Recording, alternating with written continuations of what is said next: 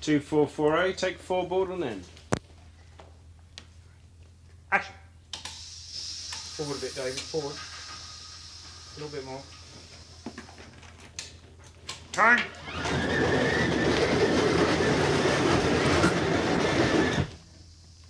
Our ships have sighted the Millennium Falcon, Lord. But it has entered an asteroid field and we cannot risk... Asteroids do not concern me, Admiral. I want that ship, not excuses. Cut.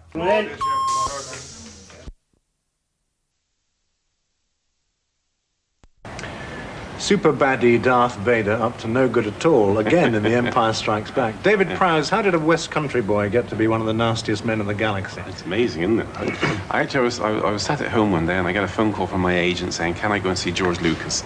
And I went up to the 20th Century Fox office and George said, look, I'm making this film which is sort of space fantasy and I've got 2 parts I'd like you to consider. And I said, well, tell me what they are. And he said, well, the first part's a part of a character called Chewbacca. I said, what in the hell is Chewbacca? And he said, it was like a furry-type gorilla that goes through the film on the side of the goodies. And I thought, I turned my nose up. I thought, well, I don't fancy 3 months in a gorilla skin. I said, what's the other one? And he said, well, the other one's the big villain of the film. I said, say no more, George, I'll take it. And he said, well, you would never regret this decision, and this is the result. Was he right? Have you ever regretted it? Because Chewbacca's a very likeable character. Yeah, Chewbacca's likeable, but I think Darth Vader is much more an established character in the picture, and I think he's actually become virtually the cult figure of the science fiction world. Yes, he has indeed. Yeah. I mean, do you get adopted by science fiction societies? Not so much adopted, but I now get requests to go and do all the science fiction conventions in America. I've got a whole tour lined up for the summer. And what do? You just sweep on in this gear, do you? No, I go on as myself, because you see, the big interest is to see who's behind Darth Vader. And so I go on and I really talk about my career, and because I've been in the business. People don't realise I've been in the business for 15 years. I've become what were an you doing overnight before the success phone actor. rang? Well, I'm in the health business as well. And up until Star Wars, I really never ever thought of myself as an actor, although, as I said, I'd been in the business since 1965.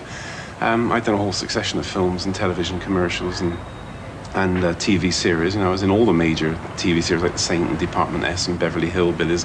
And as I said, I've done about 20 odd films before Star Wars came along. I did things like Clockwork Orange and Up the Chastity Belt, Pompeii, Casino Royale. And of course you're the Green Cross man, aren't you? And the Green Cross How man. tall are you? Well, I'm 6'6" and I weigh about 19 stone.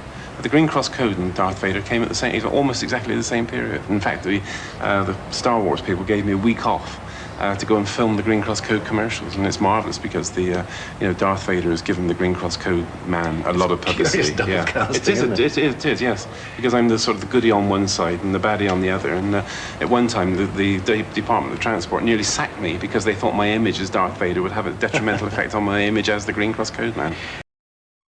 Hi there. I've been watching him. He finds a safe place, stops, and stands well back from the curb. He always stops before crossing the road, looks and listens, and off he goes, looking and listening all the way. He's great. I'm going down.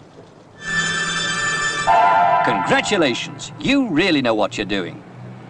Always use the Green Cross Code, because I won't be there when you cross the road. It strikes me that wearing this mask, you can't see a heck of a lot, can you? No, you have terrible vision problems. Number one, they put darkened lenses in. And of course, because of the shape of the mask, you really can't see anything further than about sort of 10 feet in front of you on the floor. So your vision really starts at about 10 feet away, so you can't see steps and things in front of you. My vision, most of my vision downwards, it comes out of this breathing hole just there, which is like a Gauls affair.